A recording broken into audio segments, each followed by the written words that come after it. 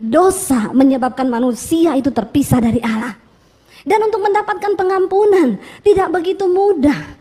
Setiap imam yang bertugas masuk ke ruang Maha Kudus untuk menyucikan umat tidak sembarangan. Kalau dia tidak layak, dia mati boro-boro mau meminta pengampunan dosa dari Allah. Dia sendiri bisa mati di ruang Maha Kudus.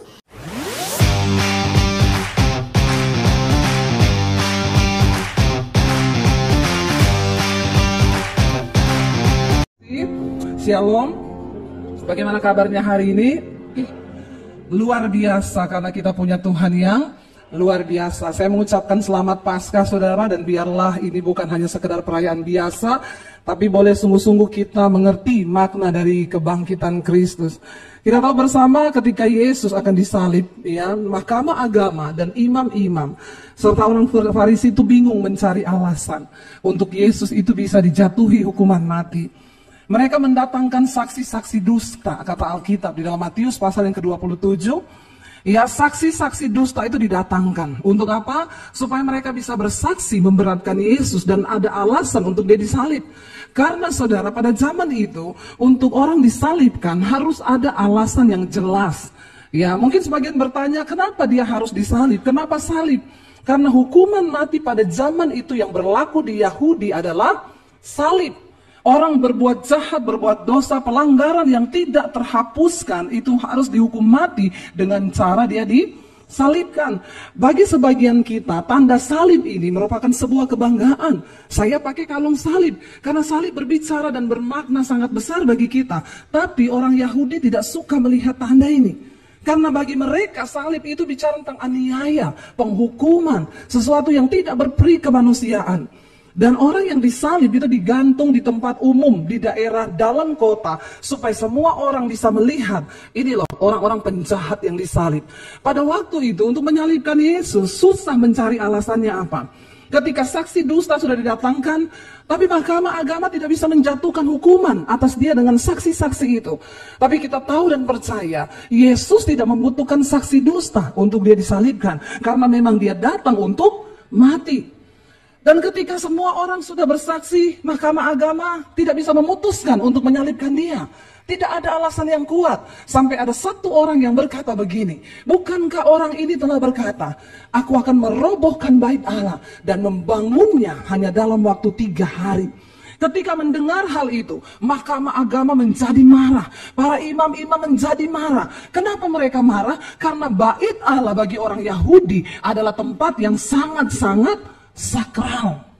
Kenapa bagi mereka bait Allah itu sakral? Karena itu adalah sebuah tempat di mana imam akan bisa masuk mulai dari halaman pelataran ruang kudus sampai ke ruang Maha Kudus. Untuk apa?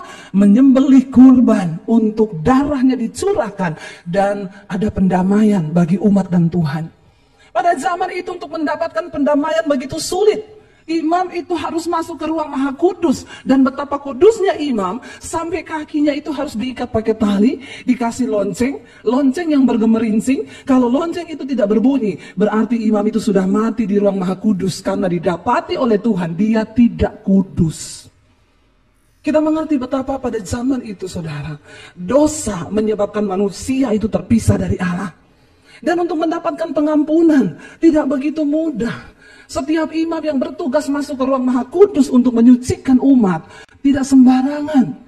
Kalau dia tidak layak, dia mati boro-boro mau meminta pengampunan dosa dari Allah. Dia sendiri bisa mati di ruang Maha Kudus. Saya membaca Alkitab, sampai pada zaman itu imam kalau mau bertugas besok, dia kadang nggak berani tidur. Kenapa? Dia takut dia mimpi basah. Karena kalau dia mimpi basah, dia masuk ke ruang Maha Kudus, dia pasti mati di dalam ruang Maha Kudus itu. Betapa kudusnya Tuhan itu. Amin. Walaupun Yesus sudah mati bagi dosa kita, Allah itu tetap kudus dan Maha Kudus. Kita nggak bisa bermain-main dengan kekudusan Tuhan. Karena itu bagi kita semua wajib untuk menguduskan diri. Nah, kita akan belajar saudara, kenapa Yesus harus mati. Satu alasan yang akhirnya membuat para mahkamah agama menemukan hal untuk menyalibkan dia. Mereka berkata, dia ini sudah menghujat Allah.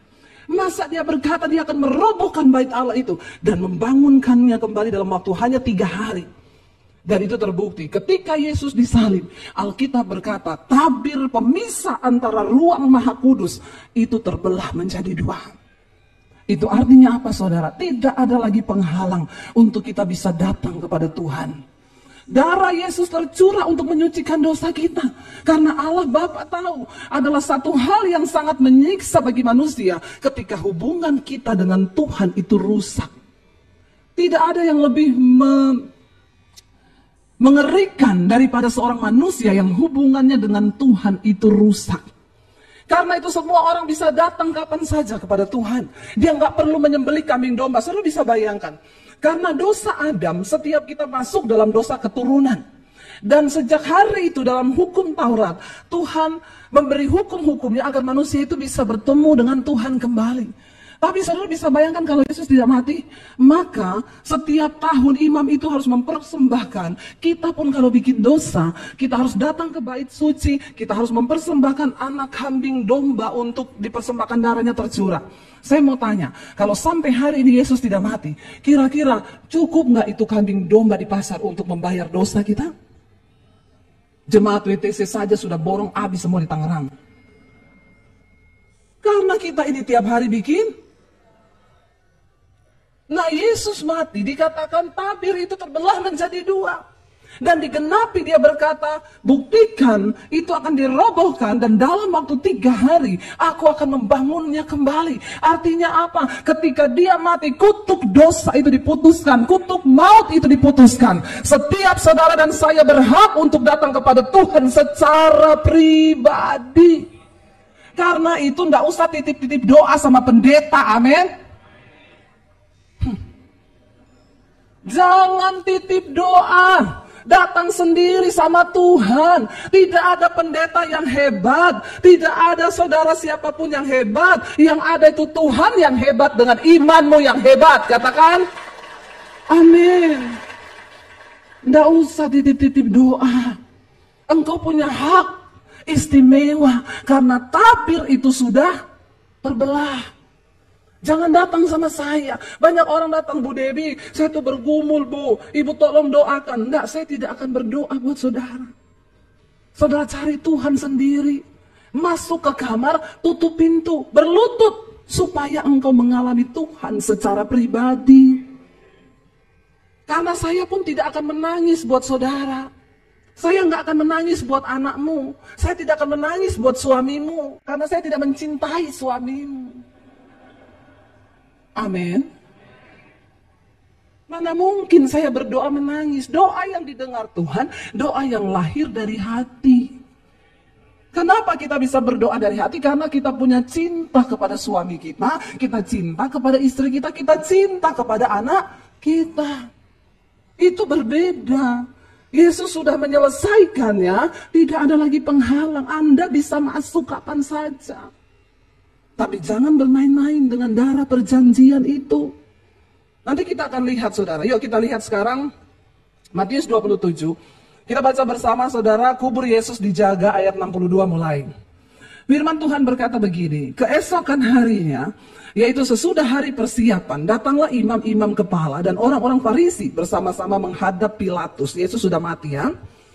Ayat 63, dan mereka berkata, Tuan, kami ingat bahwa si penyesat itu, mereka tujukan ini kepada Yesus, sewaktu hidupnya dia berkata, sesudah 3 hari aku akan bangkit.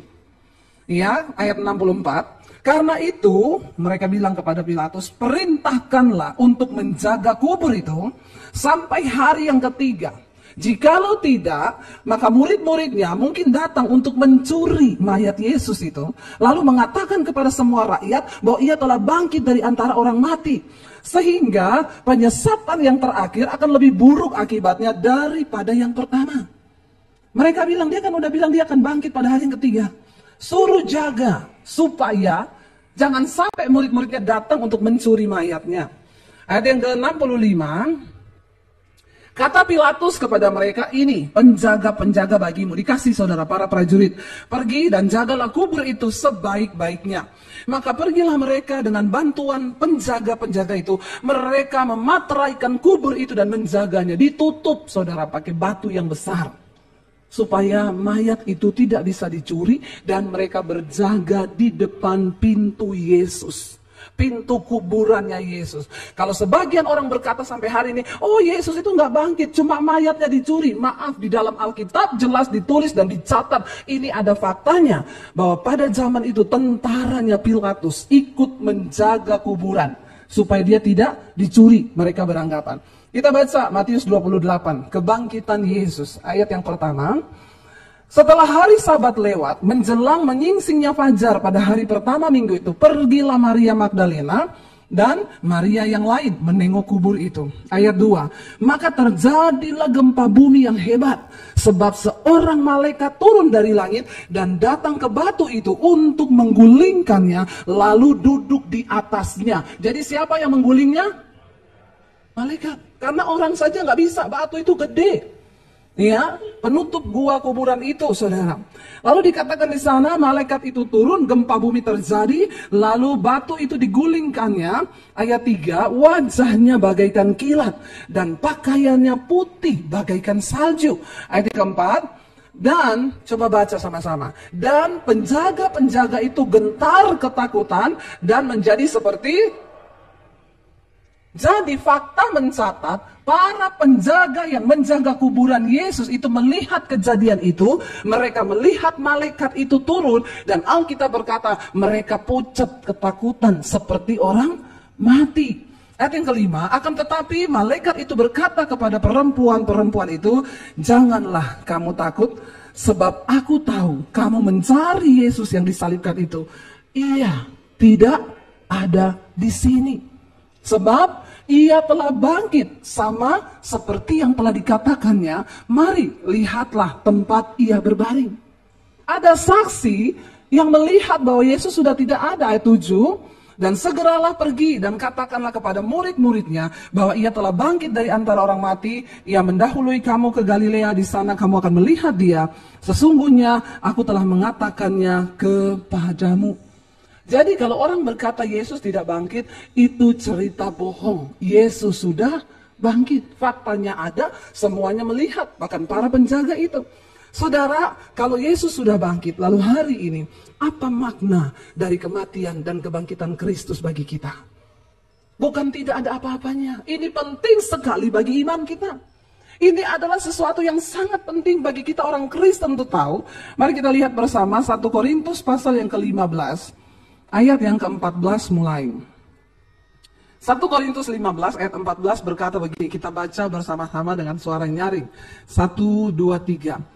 Tetapi andai kata Kristus tidak dibangkitkan, maka sia-sialah pemberitaan kami dan sia-sia juga kepercayaan kamu. Yang pertama saudara, kalau Yesus tidak bangkit, buat apa kita percaya kepada dia? Hanya satu agama yang memberikan satu jaminan kepastian bahwa Tuhan kita adalah Tuhan yang datang ke dalam dunia, dia mati, bahkan dia bangkit, dan sejarah mencatat itu. Bahkan tempatnya ada, nyata. Alkitab adalah firman Tuhan yang hidup. Kalau Yesus nggak bangkit, kita pulang aja, nggak usah ibadah hari ini. Amin. Karena Yesus bangkit, makanya tidak menjadi sia-sia kepercayaan kita kepada dia. Hari ini saya mau bilang, saudara sudah berada di tempat yang benar, dengan iman yang benar, dengan harapan dan pengharapan yang benar kepada Tuhan Yesus Kristus, Tuhan yang mati dan bangkit. Lalu saudara, kalau dia memang bangkit, kenapa sih dia bangkit? Kita lihat ayat 19, kita lompat. Ayat 19 berkata begini. 1, 2, 3 baca. Jikalau kita hanya dalam hidup ini saja menaruh pengharapan pada Kristus, maka kita adalah orang-orang yang paling malang dari segala manusia. Orang itu dikatakan malang bukan waktu dia miskin. Orang yang paling malang bukan orang yang tidak punya uang. Jangan saudara salah. Engkau berpikir kemiskinan adalah hal yang paling malang. Tetapi orang yang paling malang, mereka yang percaya kepada Yesus hanya sampai di hidup ini saja. Tetapi tidak sampai pada hidup yang akan datang. Makanya banyak orang murtad tinggalkan iman. Ketika dia melihat masalahnya tidak ada jalan keluar. Ketika dia melihat Tuhan tidak pulihkan pekerjaannya, ketika dia melihat sakitnya tidak sembuh, lalu dia mulai mundur dan meninggalkan iman. Engkau orang yang paling malang. Jangan taruh harapanmu hanya sampai di dunia ini saja kepada Yesus. Karena itu orang yang percaya kepada Yesus, engkau memiliki sebuah pengharapan. Bahkan mati adalah sebuah keuntungan bagi kita yang percaya. Katakan, amin. Makanya jangan takut mati. Siapa yang takut mati?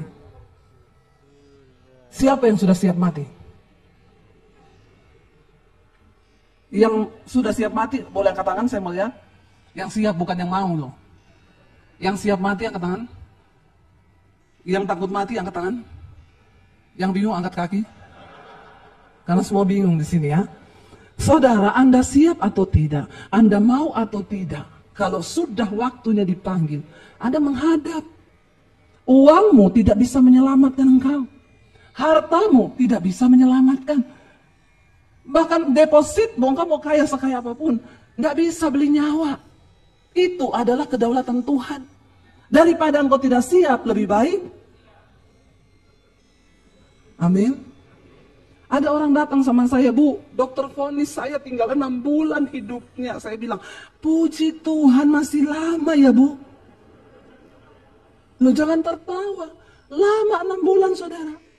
Saya bilang, ibu bersyukur. Ibu dikasih waktu sama Tuhan. 6 bulan untuk siap-siap. Bu, ada orang gak dikasih tahu, Bu.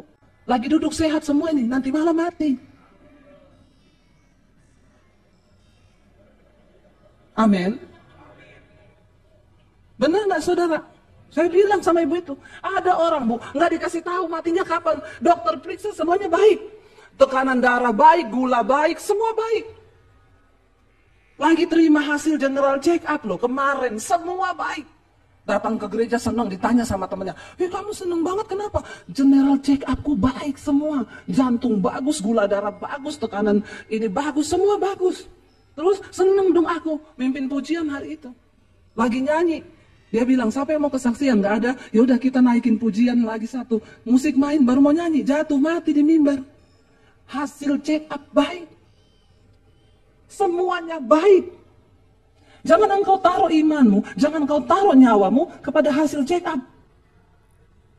Karena nyawamu itu yang punya Tuhan. Amin. Hidup mati kita tuh di tangan Tuhan.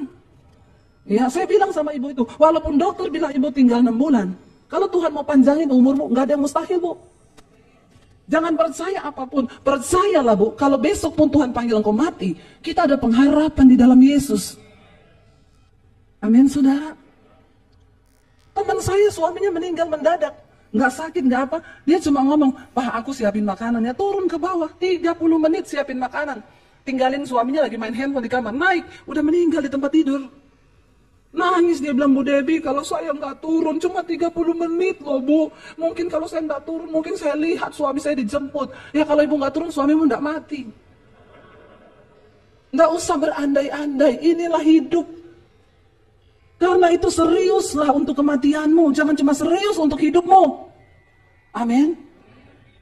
Di pagi saya sampaikan, saudara, kalau kita mati, mungkin anak kita nangis, suami kita nangis, istri kita nangis, keluarga kita nangis, teman-teman kita ada yang datang, ada yang tidak datang karena sibuk, ada yang cuma kirim bunga. Lalu mereka akan menangis 1-2 hari, waktu engkau dikubur, mungkin keluargamu masih sedih, tapi seminggu kemudian mereka sudah ngopi, nonton TV, nonton lawak, ketawa-ketawa. Dan kita sudah dilupakan yang mati. Lalu dia akan mulai mencari pengganti posisimu. Apalagi bapak-bapak, kalau istrinya mati, cepat dia cari pengganti.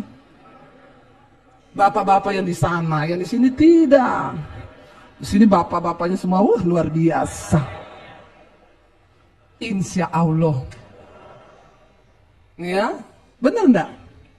Cepat dia cari pengganti. Sampai ada bapak-bapak, dia ke kuburan, atau istrinya mati, dia sedih. Tiap minggu dia ke kuburan, bawa bunga sama kipas angin. Ditanya orang, Bapak kenapa bawa kipas angin? Istri saya berpesan, sebelum kuburan saya kering, kamu tidak boleh kawin lagi.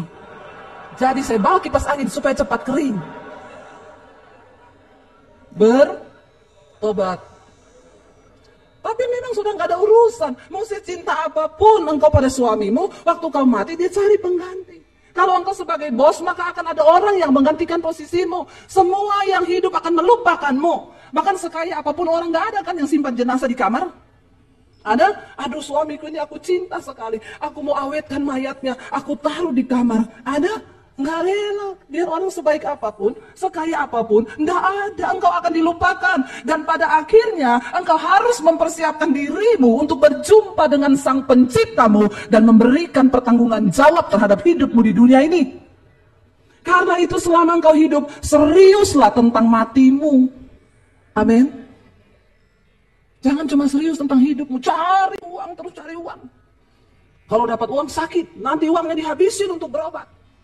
Jual rumah, jual ini, kenapa? Berobat. Waktu sehat lupa segalanya. Mari saudara, engkau sadari, kalau engkau menjadi orang yang hanya di dunia ini menaruh pengharapanmu kepada Yesus, engkau adalah manusia yang paling malang.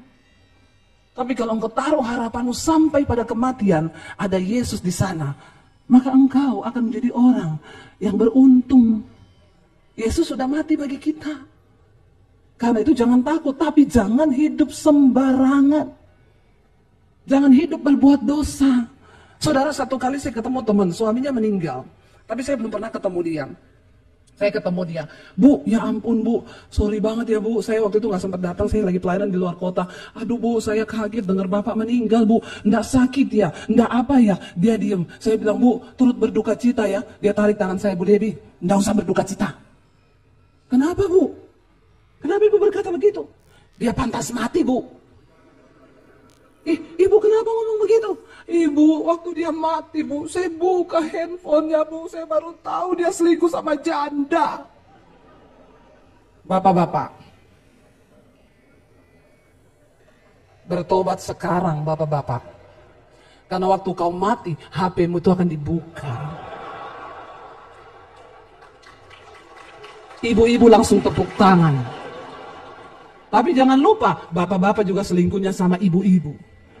Makanya ibu-ibu juga supaya saya tidak disalahkan sama bapak-bapak. Karena banyak bapak-bapak yang WA, ibu tuh kalau khotbah selalu yang disalahkan bapak-bapak. Padahal bapak-bapak selingkuh juga sama ibu-ibu dan para wanita. Jadi sekarang saya rata semua. Waktu kita mati, catatan hidup kita akan dibuka. Bukan cuma di hadapan manusia, di hadapan Tuhan. Tidak ada satupun yang tersembunyi. Engkau yang sudah mengalami kematian dan kebangkitan Kristus dalam hidupmu, hiduplah sungguh-sungguh bagi Kristus. Jangan engkau bermain-main dengan dosa. Amin. Karena nanti semua akan dibuka. Nanti ditanya ketika kita dikatakan akan berhadapan dengan tahta pengadilan Kristus. Waktu kita mati loh.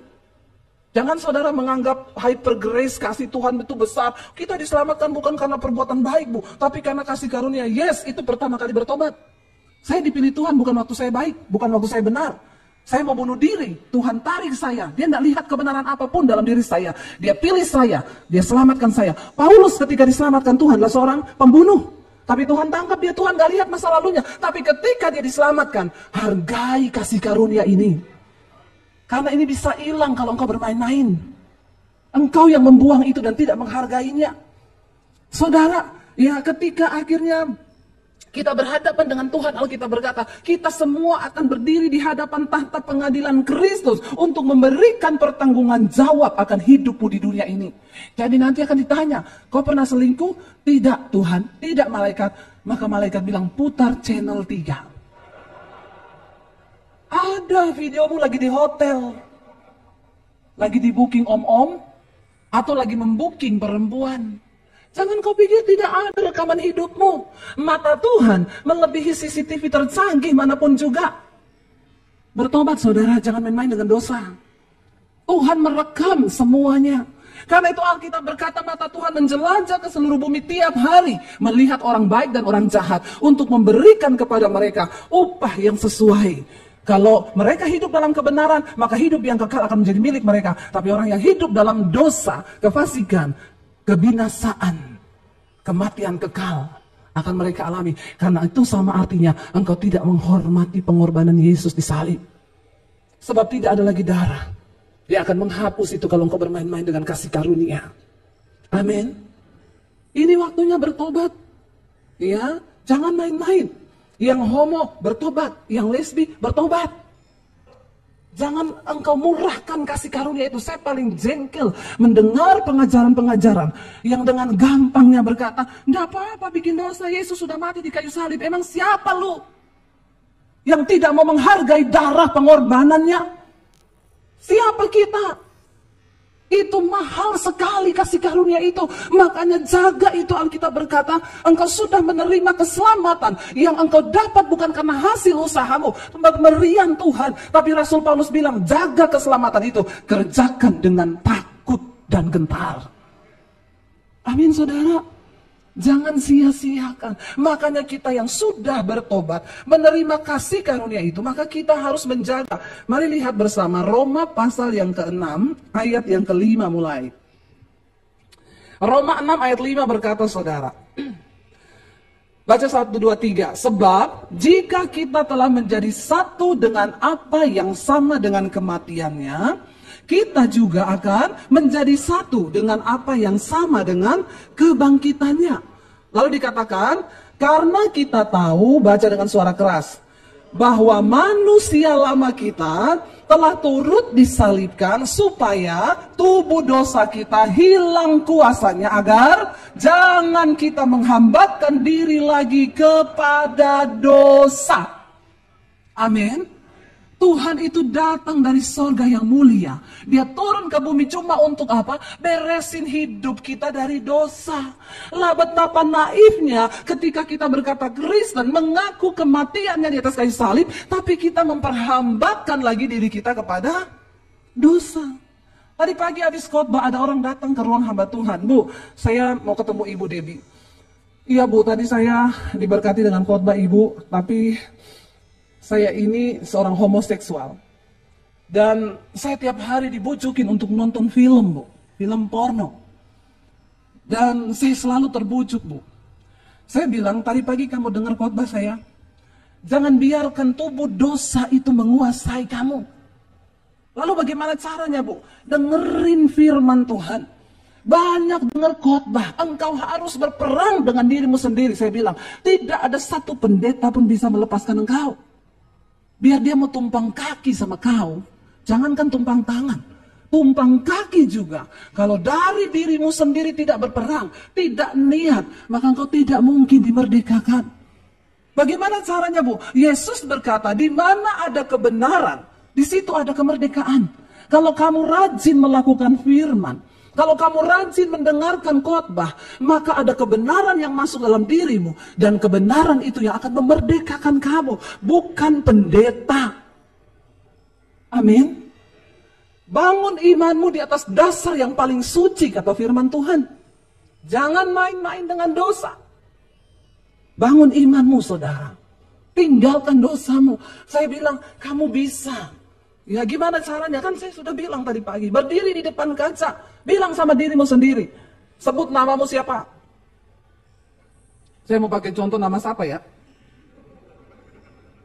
Yang gak ada di sini Bejo ya. Gak ada Bejo kan? Ya kita doa. Saya bilang kamu tengking. Lihat di kaca Bejo. Kamu diciptakan sebagai seorang laki-laki. Tuhan tidak pernah menciptakan homo atau lesbi. Dia menciptakan laki-laki atau perempuan. Dan ciptaan itu tidak pernah gagal. Kalau ada yang lain dari itu, dari iblis itu. Kamu tengking itu. Iya ya Bu, saya pernah layani begitu saudara. Tiap hari dia tengking dirinya dalam nama Yesus. Bejo, kamu laki-laki, bukan bencong, bukan homo. Dalam nama Yesus, roh banci keluar, roh homo keluar. Dia sampai muntah-muntah loh saudara. Muntah-muntah loh. Kelepasan sendiri. Dia di Bali, saya di Jakarta. Ya saya layani dia. Dia telepon, Bu Debbie, saya kalau tiap katakan begitu, saya pengen muntah. Tidak apa-apa, muntah aja. Berarti setannya mau keluar dari dirimu. Seringkali kita tidak menyadari. Kita ini sedang diperbudak, diperhamba oleh iblis. Dan jangan mau melakukan apa yang iblis mau. Tuhan memberikan kita kuasa. Dia sudah mati dan bangkit. Dan roh yang membangkitkan Kristus dari kematian itu ada dalam dirimu, kata firman Tuhan.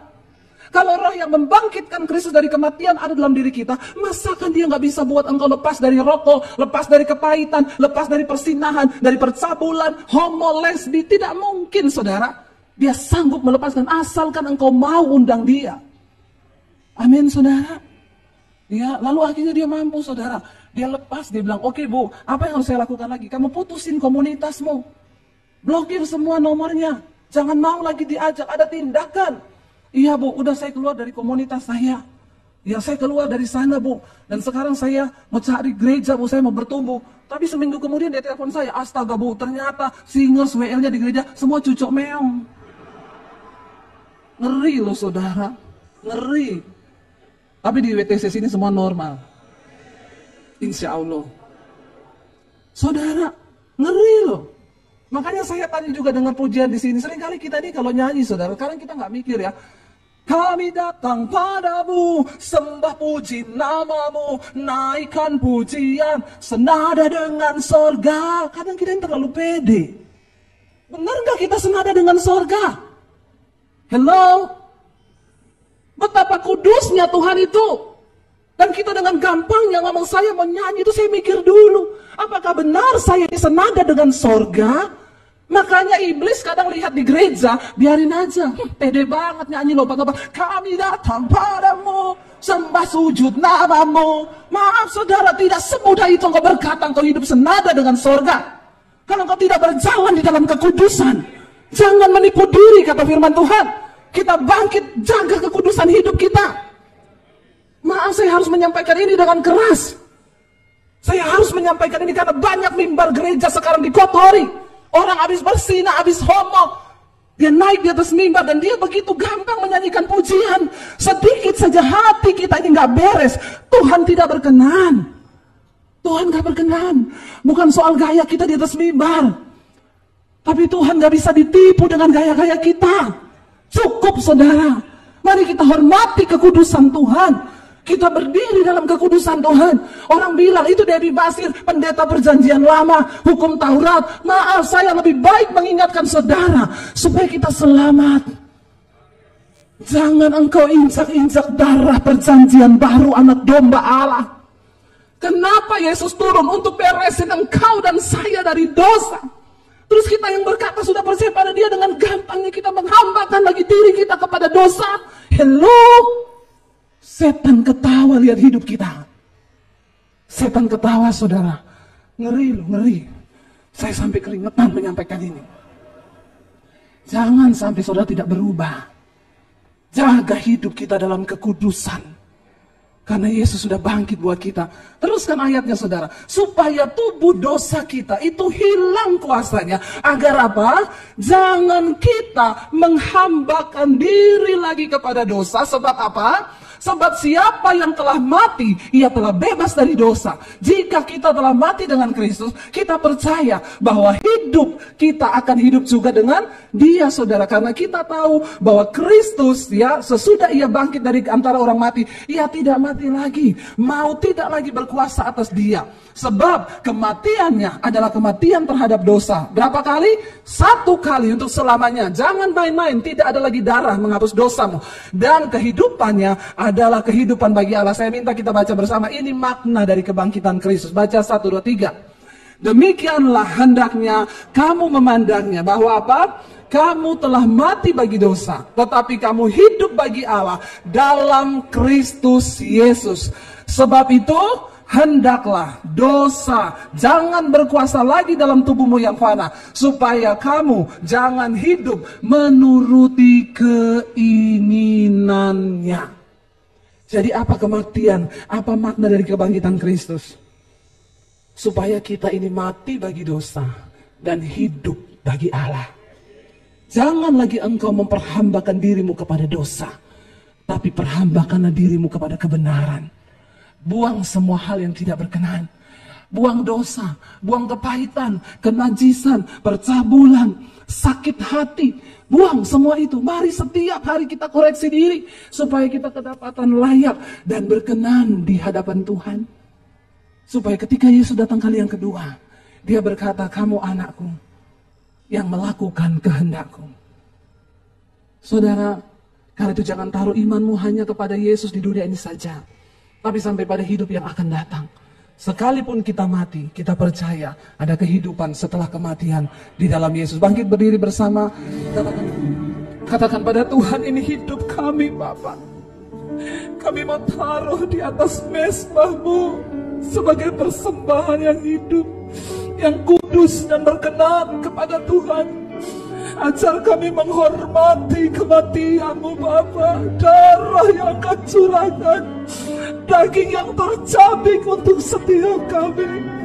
Ajar kami menghormati pengorbanan Kristus. Dan hari ini kami merayakan kebangkitan-Mu Tuhan. Kami datang, kami introspeksi diri di hadapan Tuhan, bahwa makna dari kebangkitan Kristus demikianlah kami harus memandangnya. Bahwa kami telah mati bagi dosa dan kami harus hidup bagi Allah. Karena itu Tuhan, hari ini Engkau lihat Tuhan hati dan hidup kami. Kalau masih banyak hal yang belum berkenan, Tuhan tolong kami Tuhan. Kuduskan hidup kami, kuduskan kami Bapa, kuduskan kami Tuhan. Terima kasih buat setiap pengorbanan-Mu Bapa. Kami mau berjuang bersama dengan Roh Kudus-Mu sampai di garis akhir. Karena kami tahu Engkau berkata pada saatnya nanti Engkau akan berterus terang kepada setiap kami. Aku tidak mengenal Engkau pembuat kejahatan. Biarlah kami dikenal oleh Tuhan. Biarlah kami dikenal oleh Engkau ketika Engkau datang. Terima kasih Bapa. Kami menyerahkan hidup kami, yang suami istri saudara boleh bergandengan tangan. Tuhan, Engkau berkati setiap suami istri pada hari ini. Hamba berdoa Tuhan, kuduskan rumah tangga kami. Biar tidak ada dosa di antara kami, pertikaian, perselingkuhan. Tuhan, pulihkan semuanya agar kami boleh membawa berkat juga itu kepada anak cucu kami Tuhan. Dan satu saat ketika kami dipanggil Tuhan, kami boleh mempertanggungjawabkan hidup kami di hadapan tahta pengadilan Kristus. Kami mau terus mati bagi kedagingan, bagi dosa, dan hidup bagi Tuhan.